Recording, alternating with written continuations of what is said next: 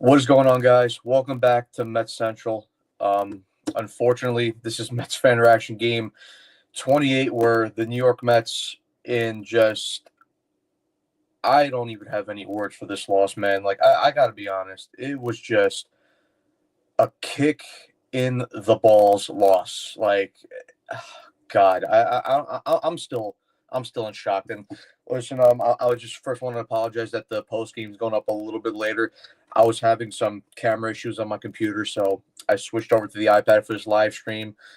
It is what it is, but I mean, yeah, let's unfortunately get underway with it. And I mean, like I was saying, like I think the first place we have to go to is the Mets. Listen, I get the saying that you lose as a team, you win as a team, right? And you hold everyone accountable in that room and in that clubhouse. But I'm sorry, dude. And what's it called? Norcalos, you put it in the chat, dude. But like, I'm sorry, man. Like Jose Budo is just, I can't with him anymore. I seriously, I cannot deal with him anymore because listen, I get it. The fact that he was really good for the team through like the majority of last season, but you really start to see him tail off towards the end. And by the time he got to the playoffs, because I mean, if you guys remember, he was in that situation. I believe it was game 2 and game 3 where he gave up both the big time home runs in that Milwaukee Brewers series, and then pretty much by that point, he wasn't trusted. You know, I tried to give him a chance in the in spring training. He looked solid, but I'm sorry. Through the start of the season, there's just been way too many times where whenever Budos come in, he's just been way too shaky, or he comes in and has a big blow up. And today, it was in that inning. It was in the bottom of the 7th inning. I'm sorry. You cannot have you come in to relieve Tyler McGill, who, by the way, and we'll get into it. Tyler McGill pitched a fucking fantastic game today, and Jose Budo comes in needing only to get 2 outs. 2 outs. He can't even do that. Well, I mean, he got it, but he had to, of course, give up the 5 runs or the 4 runs in that inning. Sorry, because McGill gave up the 1 run in the inning. He's just, I don't know. I'm done with him. Like I said, like Denzel Nunez, he needs to be up here as soon as possible because I don't know. I can't deal with Budo anymore. Like I said, but yeah, I mean, like I said, this was just all around just a terrible loss, and the fact that I mean, I hope tomorrow that they're gonna somehow win the game tomorrow and salvage the series. But I mean, like me and Evan said on the last post game, and the last podcast that we did, a split with this Nationals team, it's not good enough. It's not good enough, especially when you just came off a homestand where you went 7-0. You swept the Cardinals and the Phillies back to back. And look, for me, like I said, I wasn't saying go in there and sweep. I was just saying take 3 out of 4, but. Like, and that's not even a guarantee they sweep tomorrow. Like, I hope they do, but even then, like I said, a split is not good enough. But, I mean, yeah. Listen, let's get into the post-game recap. Regardless, it was Parker on the mound for the Washington Nationals, and it was Tyler McGill on the mound for the New York Mets. We start off in the first inning with Francisco Lindor getting a single. Juan Soto then proceeds to walk. Pete Alonso then walks. So bases loaded situation for the Mets early in the first inning. Mark Vientos hits a sacrifice fly to put the Mets up 1-0. Starling Marte then walks. Brandon Nimmo hits a sacrifice fly to put the Mets up 2-0. And then Luis Torrens comes up to the plate, and Luis Torrens, once again, being clutch with his bat, hits a single into the outfield. Puts the Mets up 4-0. Luis Acuna comes up right after with another base hit with a single, puts the Mets up 5-0. Tyrone Taylor walks, but then Francisco Lindor pops out the end of the inning. So overall, I mean, there's no better way for the Mets to start that game. I mean, they drove up Parker's pitch count very high. He had so much trouble locating his stuff, especially with his curveball. He could not locate that curveball to save his life. And listen, 5 runs, you batter around the order. Perfect start for the Mets. And then you have Tyler McGill who comes out there, bottom of the first, strikes out CJ Abrams on 3 pitches, gets James Wood to ground out, and then gets Luis Garcia to ground out. He gets Luis Garcia to fly out. So overall, like I said, a very great start for the Mets. And then, it would continue. Juan Soto comes up. He would hit a double into right field. Pete Alonso singles. Mark Vientos would fly out. Then Starling Marte would ground into a force out, and that would bring in Juan Soto home to put the Mets up 6-0. And then Brandon Nimmo would line out to end the inning. Bottom of the second, Nathaniel Lowe would be called out on strikes. Josh Bell will ground out. Dylan Cruz would hit a home run to cut the Mets lead down to 6-1, and then Jose Tena would ground out to end the inning. Top of the third, 1-2-3 inning for the Mets. Luis Torrens will ground out. Luis Acuna grounds out, and Tyrone Taylor flies out. Bottom of the third, Alex Call walks, but then Tyler McGill comes right back after that, strikes out Riley Adams, gets C.J. Abrams to strike out, and then gets James Wood to ground to a force out. Top of the fourth, again, another 1-2-3 for the Mets. Lindor flies out, Juan Soto walks, and then Pete grounds into an inning-ending double play. Then we move on to the bottom of the fourth. Luis Garcia grounds out. Nathaniel Lowe lines out sharply to Tyrone Taylor in center. A very nice play there by Tyrone Taylor. He made the great diving play, and then Josh Bell grounds out the end of the inning. Then top of the fifth, Mark Vientos singles. Marte grounds into a force out. Brandon Nimmo flies out, and then the guy who came up big in the first inning, Luis Torrens, comes up again, hits a double into right field, and brings in Starling Marte to make the game, to give the Mets a 7-1 lead. Luis Acuna would then ground out the end of the inning. Bottom of the fifth, a quick 1-2-3 inning worked by Tyler McGill. He'd get Dylan Cruz to strike out. Jose Tena would strike out, and Alex Call would pop out the end of the inning. At this point, listen, I was saying to McGill, listen, McGill, you pitched a great inning, but he's had that very elusive thing where he just has not been able to get through and pitch a full 6 innings. So I was pretty much saying, listen, McGill, you pitched great so far. Give me one more, man. Then anyway, Lucas Sims would come in to replace Mitchell Parker. He would get Tyrone Taylor to strike out. Francisco Lindor would be hit by a pitch. Juan Soto would strike out, and then Pete Alonso would fly out to end the inning. Then we move on to the bottom of the sixth. Riley Adams would be called out on strikes. Then C.J. Abrams would strike out, and then James Wood would line out the inning. So overall, 6 very good innings so far from Tyler McGill, and he would actually come out to start the 7th inning. But before we go to that, Mark Vientos would single. Marte would be hit by a pitch. Then there would then be a pitching change as Colin Poche would come in to replace Lucas Sims. Brandon Nimmo had an awful day at the plate again and again. His struggles just continue. I don't know what to do with Brandon Nimmo per se. I mean, we talked about it on the podcast last time, but Nimmo's just lost, and this would be the first time that he would come up again with a chance to drive in runners, but he would ground into a double play, and then Luis Torrens would strike at the inning. Then we get to the bottom of the 7th, and Tyler McGill is left in to start the 7th. And for me personally, because I know maybe some people are out there saying, like, listen, don't try to push McGill's luck. He pitched a great 6 innings. You know, pull him after that and let the bullpen go out and just try to close out the game. For me, listen, with Mendoza, I know we've questioned his bullpen decisions. I didn't have a problem with letting McGill start that 7th inning. I thought, because like I said, he was very good. He was very sharp. He would give up a double to Luis Garcia. And it was weird because initially off the bat, it looks like a flyout, and probably any other time it would be a flyout. But Soto just simply loses the ball in the sun. I mean, listen, it happens, man. Like, sometimes you just lose the ball in the sun. I'm not gonna like exonerate Soto of the play because I mean, I just don't know. Like, sometimes it happens. Soto's not going to be the first baseball player to lose a ball in the sun. It just happens. It was unfortunate. But then McGill comes back. He gets Nathaniel Lowe to strike out. He then, unfortunately, gives up a single to Josh Bell and to cut the Nats lead down to 7-2. And at that point, for me, I said, listen, McGill, you pitched a great game, but it's time for him to come out. And he did.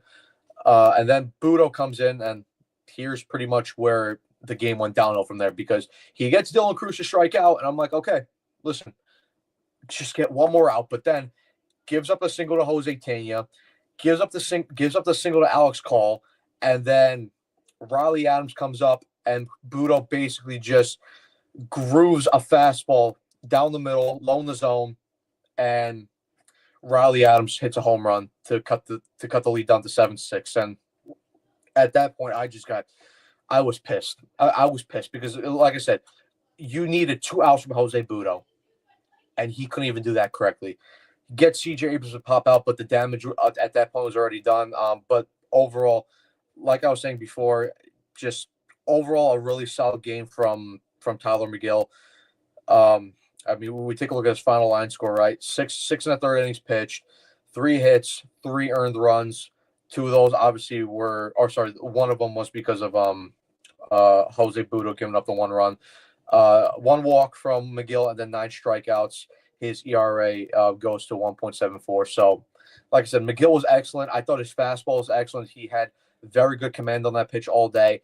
Velo was up also. He was getting tons of swings and misses. And then, like we were saying, we were gassing up a slider pretty much this whole year. And once again, McGill had really good command of his slider, got plenty of swings and misses on it, sprinkled in the sinker a little bit, sprinkled in the curveball a little bit, but and also the changeup. But just excellent for McGill, and he continues to make really good strides. And I'm hoping that this can continue into May, because we've seen and known Tyler McGill as basically Mr. March and April. Listen, I just hope that he could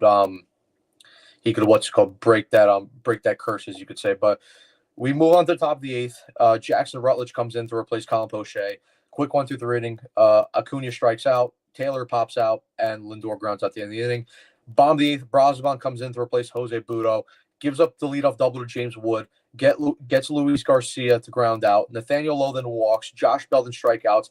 Dylan Cruz would then be hit by a pitch, but Brazoban would not allow any runs to come in, as he would get Jose Tena to line out to Mark Vientos to end that inning. And at that point, I'm like, okay, there was a scare, but I'm kind of comfortable. The offense just has to come up here and get through this inning and get at least a couple of insurance runs. I mean, for me at this point, I was asking, get one insurance run just to give the bullpen a little breathing room going to that ninth inning, because most likely it was going to be Ryan Stanek, and Stanek would eventually come in. But before we go to there, Soto hits a single to lead off. Pete Alonso would be hit by a pitch, then a wild pitch by Jackson Rutledge. So you have second and third with no out. I don't care. You need to score runs there. Like, that is, it's unacceptable at that point that you don't bring in any runs. And what happens in typical fashion, the Mets don't get in any runs there, because Mark Vientos grounds out. It was a very nice play by C.J. Abrams. I'll give him credit. It just couldn't sneak through the hole. Then Starling Marte, and again, like, me and Evan have talked about this plenty on the podcast, but I am so done with Marte. I'm done with him. Like, for me, I don't get it. Like, you have Rutledge out there who's a righty. Why is Winker not in there to pinch hit? Why? It doesn't make any sense. Winker has had way more better at-bats this, and forget about this season. He's had way better at-bats in the series alone. There was no reason for why Jesse Winker wasn't in that situation there to pinch hit. But Marte grounds out, and then Brendan Nimmo, again, like I mentioned, he grounds out the end of the inning. So the Mets don't get any runs in that inning. And then here we go to the bottom of the ninth, where Stanek comes in to relieve Brazoban, and yeah. And once Alex Call hit that leadoff double, I had a bad feeling. I had a bad feeling. The Nationals would make a pinch hitting move, as Kyber Ruiz would come in to replace Riley Adams. Ruiz would ground out. C.J. Abrams would hit a single to tie up the game. James Wood then walks, and then Luis Garcia comes up to the plate, hits a ground ball to first base. Pete Alonso fields it cleanly. Stanek tries to get over there to first base, and we've credited Pete Alonso for his much better defense this year, but he just makes a terrible throw over, throws it over the head of Ryan Stanek, and C.J. Abrams comes around to score the winning run, and the Nationals win that game 8-7. So it was just a terrible game all around, and once again, and we're going to talk about this on the podcast after the series wraps up, but the difference in the way the Mets play, and I brought this up yesterday in the postgame when I was commenting, the difference in play between the Mets at home and then between the Mets on the road, it's like two totally different teams. It's like when the Mets, and I don't know if this is the home crowd or anything, but it seems like whenever the Mets are at home, they're making pretty much every play. They're coming through with runners in scoring position. The pitchers are making big pitches to get out of the inning. And then when they get on the road, like as we seen in that first game as well, with McNeil booting that ball, they're just sloppy on the road. And this is something that needs to be corrected, because I think currently they're under 500 on the road. I think they're 7-8. And meanwhile, you flip that over, and then the Mets are 11-1 at home. So something's got to give with the road play. Something has to give, because it's unacceptable the way they're playing on the road. And you saw this in the Twin series, the games that they played in Miami, and in the second game of the series, it wasn't pretty. The Houston series wasn't pretty. Oakland series, they won that series, but again, that wasn't pretty. It's just they need to clean things up. But yeah, guys. Anyway, before we get out of here, I'm just gonna go basically through the comments and read and interact with you guys before I get out of here. Max Thunder, Nunez, yes, Nunez needs to come back because, like I was saying before, I'm done with Budo, and I'm sure plenty of people in this comment section are. Brandon Nimmo is the lock for near the New York Mets. I don't know what to do with Nimmo. Like I said, and we talked about this on the podcast, me and Evan. It's just the guy's having an identity crisis, because I don't know where to put him in the order. It seems like wherever they try to put him, it doesn't work. I don't know. I'm simply lost with Nimmo, and I'm very concerned. I'm very concerned about him. This is giving me flashbacks to 2022 when these brutal losses cost them the division by one game. The Braves are starting to get hot with a lot of people out too. That's what gets my blood. I mean, listen, the only thing I'll say, it's an annoying loss. Don't get me wrong, for sure, but you can look through every team in baseball. Every team is going to have these types of losses. It's baseball. It's 162 games. It's a long season. These losses are going to happen, but that doesn't mean that they're not unacceptable. And they are. Those losses just can't happen.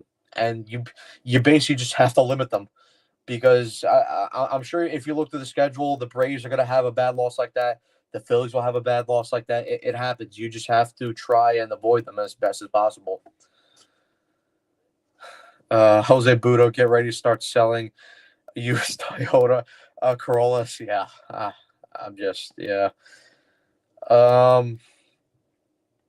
See, apparently Diaz was menstruating, which is why. Yeah, I mean, I understand why Diaz wasn't available. He pitched yesterday. It's just, but this is also the point of where, we talked about it before with needing the pitchers to go deeper into the games, and McGill did it yesterday, but you need the starters to start going deeper into games, because this is what's going to happen. Relievers are going to get burnt out, and relievers aren't going to be perfect every time. It happens. It happens, but this is not exonerating Jose Budo, because, like I said, Budo's been terrible, so he pretty much doesn't get any type of leeway to be exonerated. He's been terrible, as I pointed out, as you guys have pointed out in the chat. We need to have a conversation about Nimmo Marte, because they have been useless for 99% of the season. And yeah, I mean, like I was saying with Nimmo, at least with Marte, there's a way out of that contract. You can DFA him, you can move him.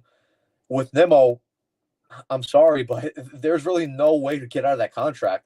You're not going to DFA him and eat that contract. That's just not going to happen.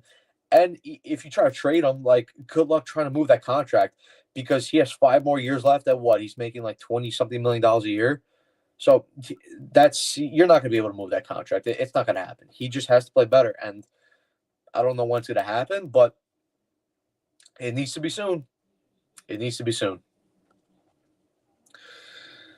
Embarrassing, that is all. Yep. Fully agree. The Mets have to win a chip soon, because before you know it, there's going to be 4 competitive teams in the NL East, and kind of already is. I mean, listen, for me, like I said, I forgot which podcast episode I said. Maybe it was last podcast episode, because they swept the Phillies. But there's no excuse why the Mets don't win this division, because the Marlins you have to beat up every time. The Nationals, listen, the Nationals are not a good team, but they're also a young, feisty team that's on the rise. And like you said, they're going to be good soon. But as of right now, you have to take advantage of and beat them as a weaker team. And right now, through this 3-game set, they won last night, they won yesterday, cool. But I'm sorry, the Mets should be 3 up in the series right now. The first game was an unexcusable loss, and then this game was an unexcusable loss. They just can't happen. Don't get why Marte was pitching for. Exactly like I said, there was no reason for him to be up there in that at bat. Tough loss, yup. Budo blew it, yup. And yeah, this is like what we were saying. This is what happens when starters can't go 6. The bullpen has been used a lot, and this is bound to happen. It's my biggest concern. And it's, yeah, like I said before, listen, starters got to start going deeper into games. And credit McGill, he went deep in this game. He went 6 1/3 innings. Clay Holmes yesterday, I can't blame him really, because I was listening to the game on the radio yesterday, and they were basically saying the only reason Holmes came out was because of the rain delay, and was because he was basically in starting pitching mode through 2 hours and 45 minutes. So I get why they took out Clay Holmes in that game. Listen, I would have loved to see him go through go through and pitch more in that game because he probably, the way he was going, Combs maybe could have gone through 7 complete innings. So it's tough, and now especially with the loss with Minter, like it's tough in this bullpen right now because obviously the Mets signed Brooks Raley, and we're going to talk about that on the podcast. But Raley's not going to be back until July probably at best because he's still recovering from Tommy John, and he's not going to go and pitch rehab games until probably June. So it's going to be a while until Raley comes in, and the hope right now is that Nunez is back soon. This game reminded me of the typical 2019-2021 Mets team in particular, blowing huge leads and not hitting any runs with no outs. I mean, like the 2019 part specifically, because before the Mets went to play the bottom of the ninth, they of course had to show the 2019 loss in September where Diaz had that meltdown in the ninth inning and Kurt Suzuki hit the walk-off home run, and that basically killed the Mets' hopes of a playoff run last year. So. Yeah, it's tough. Stanek is going to have to change his name to Stankel. Yeah, it was just tough from him. Winker strikes out too much. What are you talking about? Yeah, but he's had better at-bats throughout the series so far than Marte. Like no fan could tell me this year that Marte has been better than Jesse Winker so far. Sure, maybe Jesse Winker's numbers haven't been great so far, but Winker is at least the guy who's going up there. He's giving you competitive at-bats. He's drawing walks. He's working the pitch count. And listen, Winker probably puts the ball into the outfield and at least forces a sacrifice fly. Like, it's true. Like, Jesse Winker is the much better player than Starling Marte. Like, it is what it is. Standing broke late also, yeah. McNeil for DH. I don't know about that. I don't know if McNeil is the type of guy you want to DH. I don't think he simply has that good of a bat to DH, but hey, listen, that's your opinion at the end of the day. Stanek, yeah. Dude, okay. It's April. Relax. We're 10 games under 500. And last man, this team, believe it or not, hasn't gotten even a high. No, listen. I get that, Mr. Nobody. Listen, I'm not panicking. It's just you can call it a bad loss when it's a bad loss. And today was simply a bad loss. But like I said, these type of losses are going to happen throughout a baseball season. It's a 162-game season for a reason. Like, bad losses are going to happen. You just have to limit them as much as possible. And you got to beat up on the bad teams. So, listen, it happens. This is a game where you simply just have to throw it out the window and look forward to the next game and at least salvage a split in the series. Because, let me tell you, if they lose tomorrow and the Nats take 3 out of 4, this is a bad series loss, especially coming off a homestand where you just, swept the Cardinals and Phillies and went 7-0. They don't have a killer's mentality. I can't argue with that for this game. Buddha was not a bullpen guy. He's a starter, a guy you can call up when you need a spot start. Yeah, for me, even like at that point, like, yeah, you send him down to AAA, but even then, like, spot starts, like, when you compare it to the guys in the starting rotation for now, like, Buddha doesn't even get in, so. That's unacceptable. A couple weeks from now, you won't even remember. I hope. I know it's April, but 2022 they had a phenomenal year the whole year, and few games cost them at the end. That's what's more frustrating in the long run. Yeah, this could be a game where it comes back to cost them later down the line. So, but like I said, you just have to limit these type of losses. Like, it's just what it is. Bounce back tomorrow and win. Yes, it is frustrating, but they have the best record in baseball and in good shape. You remember? That's pretty much what you guys are arguing about. Soto stinks defensively. You hit a single to him, and it gets stretched into a double. Teams are starting. I can't say he's terrible defensively. Like he lost the ball in the sun. Like, it happens. Like, Soto's not gonna be the first outfielder in baseball, or even this year in baseball history, where he loses a ball in the outfield. Like, it happens. It happens. And look, he had a decent game at the plate today. Hit a double, had a single, drew 2 walks, was on base 4 out of the 5 times. So, listen, I'm not paying him to be be a Gold Glove in defender in the outfield. I'm paying him to hit the ball hard and get on base and drive in runs. So far, listen, he hasn't been great with the bat, but he had a good game today. And listen, at the end of the day, I can't blame him for this loss. Like if you're gonna blame the loss on one guy individually, it's Budo for me. Like that's pretty much it. As long as they keep their solid lead ahead of other teams, but if they go on a bad losing streak, yeah. Listen, yeah, I mean, if this is a game where it's a bad loss and you throw it out the window, and now the Mets go, basically they end the series tomorrow, and then they start the next series against the Diamondbacks, and they roll off 4 games in a row, then yeah, you're gonna forget about it. But still, it's a tough loss. Does Budo have any options left? He's not even. I think he has one option left.